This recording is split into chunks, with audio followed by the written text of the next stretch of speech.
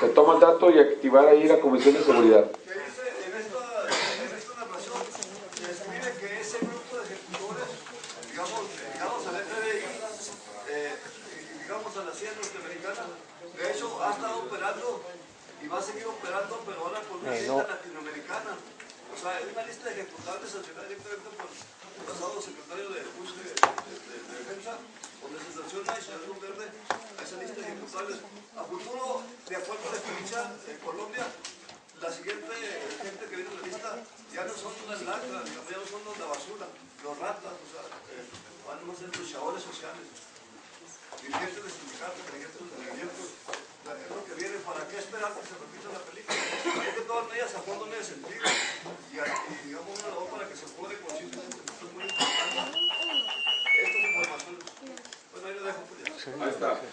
Bueno, seguimos, pero ahí le pasamos el micrófono porque usted es el coordinador del evento. Bueno, miren, yo quiero comentar un dato, precisamente hablando de los datos que habla Beto, del cual casi nadie se acuerda y que nos puede suscitar una reflexión. Efectivamente, Carlos Pascual fue nombrado el jefe de la guerra antinarco, pero pocos se acuerdan que él fue nombrado al calor de la coyuntura de 2 asesinatos que hubo del consulado norteamericano aquí en Juárez. No sé si se acuerdan que dentro de toda esta muerte que había, levantaron y mataron a 2 trabajadores del consulado americano y quemaron la camioneta. Y dentro de todas las muertes que había, eso era muy atípico porque nunca se habían dado atentados contra norteamericanos.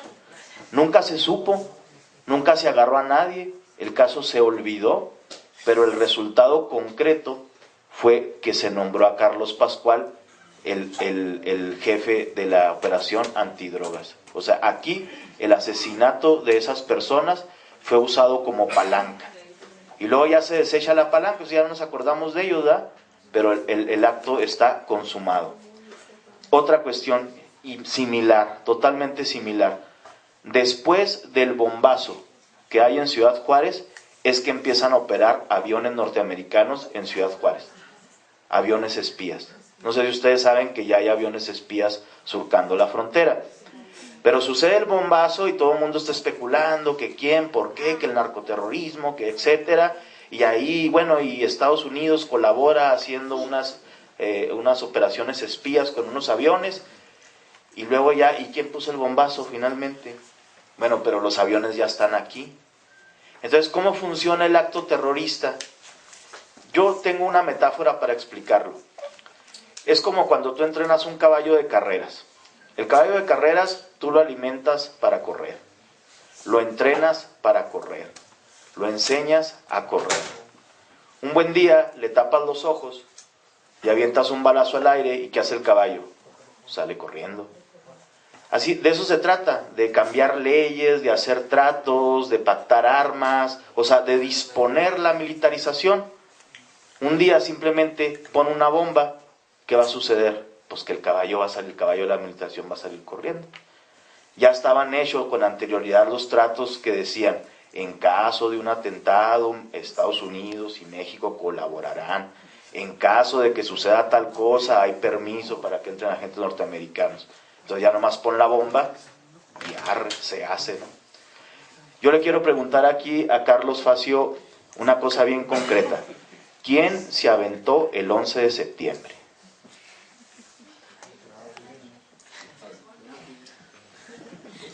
Vamos a ver, seguimos con el compañero Chalío.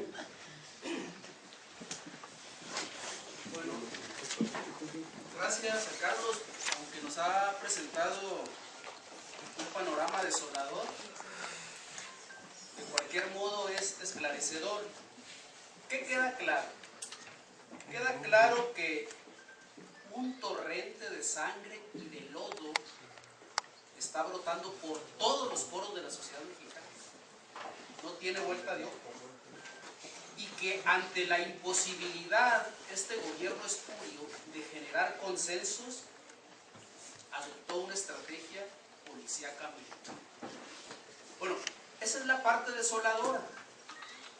El asunto es que la guerra también genera resistencia. Y la guerra también puede ser una posibilidad de liberación. Yo creo, así como le preguntaron para lo del 2012, es que a nosotros nos toca un papel medular en este asunto, que es potenciar las posibilidades del cambio. Eso es lo que tenemos que hacer nosotros, intentarlo hacer. Estaría muy árido si vemos el 2012 solo como un asunto de votos y no como un proceso de insurgencia social. Lo que yo estoy viendo como posibilidad es que tenemos que cambiar cosas. Este asunto de la insurgencia obradorista, que es pertinente tenerlo en cuenta, debe ensamblarse con otras experiencias, como la experiencia autonómica de las comunidades zapatistas, pero no solo, también la policía comunitaria de Guerrero, pero también con la insurgencia sindical, compañero. Pues, ¿cuál es la nota en la prensa nacional desde hace un año? El golpe que le dieron al SNI. Digo, si nosotros trabajamos esas posibilidades, estaremos en condiciones de enfrentar toda esta andanada violenta generada desde el Estado. No veo yo otra posibilidad. Y ahorita decíamos ahí, despojarnos de las mentalidades de gueto, de las mentalidades sectarias.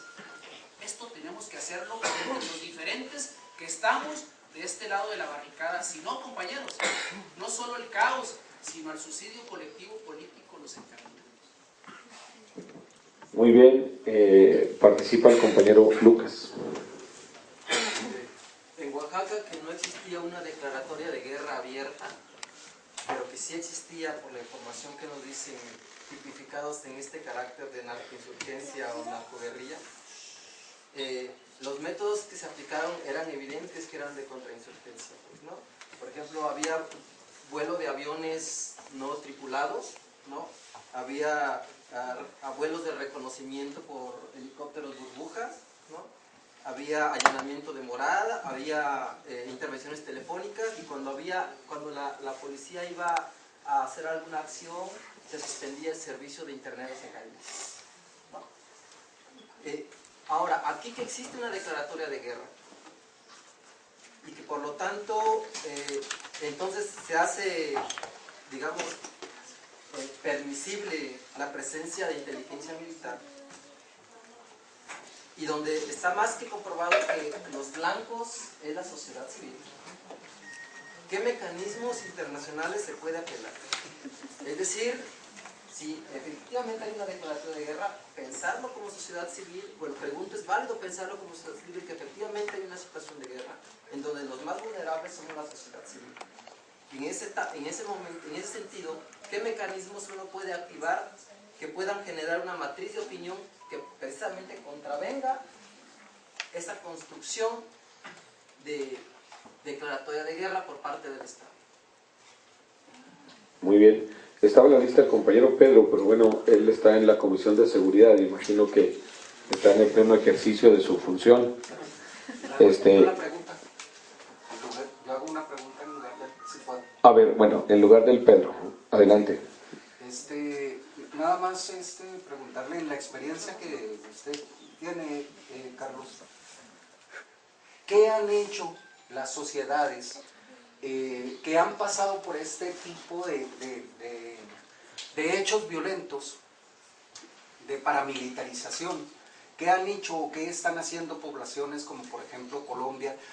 Nosotros estamos intentando aquí a través de foros, a través de las caminatas, pero ellos, ¿qué han hecho que ya han pasado por esto? Y si considera usted que nosotros debiéramos, por el hecho que sucedió ayer con el compañero, debiéramos suspender las caminatas o las reuniones que hacemos. Eso sería en general. Muy bien.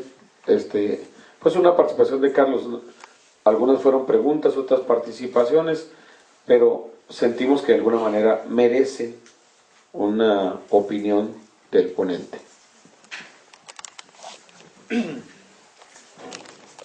Bueno, con respecto a la primera intervención, Estoy totalmente de acuerdo con lo que planteaba el compañero. Es decir, nuestra intervención hoy, que de alguna manera es una recopilación de pequeños artículos, incluye o parte o hace una construcción teórica a partir de algunos casos concretos. Pero como él planteaba, aquí en Ciudad Juárez, en Chihuahua, en otros estados del norte, hay también una acumulación de información que no tiene canales de expresión. Es decir, esto que se hablaba de casos concretos de tortura por parte del ejército, asesinatos, bueno, sí, de alguna manera nosotros no solo venimos a hablar acá, sino también a tratar de absorber información.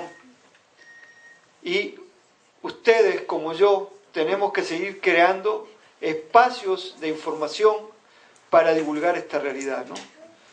Es decir, yo tengo medios limitados, es decir, bueno, trabajo con estudiantes en 2 universidades y tengo cada 15 días una pequeña espacio en la jornada y a veces vengo a conferencias como esta. A veces puedo salir a decir esto, como hice este año 2 veces, una en Francia, en Toulouse, y ahora hace 2 semanas en Vancouver y Victoria, en Canadá, donde hay compañeros mexicanos que están tratando de difundir estos temas. Bueno, vamos a hablar de estas mismas cosas. El PowerPoint que iba a presentar acá, lo presenté ahí en Vancouver y Victoria, a un público mayoritariamente de canadienses. No lo quise hacer aquí ahora porque ustedes eso ya lo han visto, pero era el proceso de militarización a partir de imágenes donde aparecen los cuerpos degollados, las cabezas, es decir, los cuerpos amontonados, y cómo van a través de las portadas de los periódicos construyendo esto, ¿no? Pero entonces, bueno, lo que quiero decir es que si ustedes canalizan información, en algún momento nosotros podemos, digamos, darle más dientes a esta elaboración teórica, ¿no? Y en eso estamos de acuerdo, que hay que sistematizar toda esta información a incorporar. Bueno, por eso acá están las madres, las familiares de los compañeros de sucumbíos, es decir, y hay que sumar otras experiencias en todo el país, ¿no? Esto tiene que ver con lo que se hablaba recién del sectarismo, ¿no? Y que tiene que ser una construcción desde abajo que sume y no que reste a partir del sectarismo, ¿no? Entonces, se planteaba qué hacer, ¿sí? Creo que podría ser un frente nacional fuerte, más grande, ¿no? Que nuclee. Bueno, justamente se ha venido trabajando en esto. Acuérdense que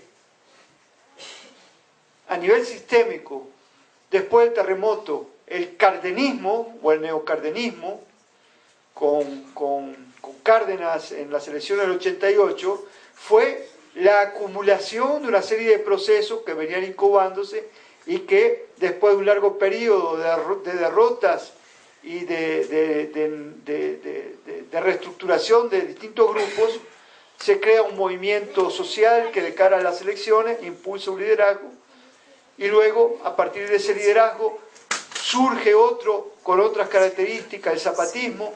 ¿Qué intenta hacer el zapatismo?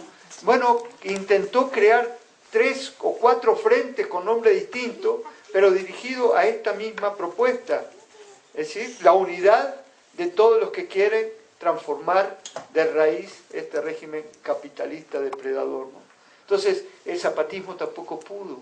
Con López Obrador, y a la vez de López Obrador estaba la otra campaña, había también 2 proyectos de consulta con la gente, de participación por la vía sistémica, porque en ese momento la otra campaña también se plantea no recurrir a las armas, sino tratar de hacer un trabajo político abajo, es decir, pero está dirigido a lo mismo, ¿no? A la construcción de un gran frente unitario.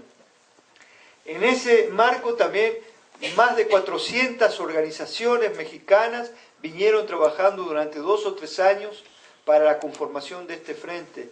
Ahí lo que se planteaba era justamente en base a 2 o 3 cuestiones concretas, a las que todos estuvieran de acuerdo, impulsar un gran frente nacional. Uno de los motores de ese proceso de reorganización, que incluía también a sindicatos, fue precisamente el Sindicato Mexicano de Electricistas. El golpe al SME estuvo dirigido justamente a desestructurar a uno de los grupos que desde el marco sindical venían ejerciendo la solidaridad práctica